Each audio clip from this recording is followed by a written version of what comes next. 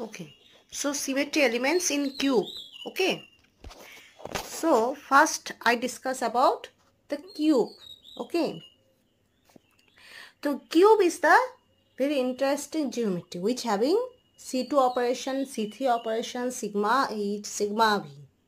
Okay, so how we distinguish this all of the symmetry elements? Okay, in the cube. তো cube তো জানোই কিউবের কি geometry, কিউবের জিওমেট্রি হলো এরকম।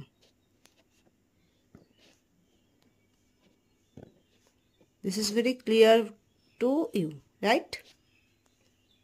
There is no confusion. Okay. So first of all, always remember in a cube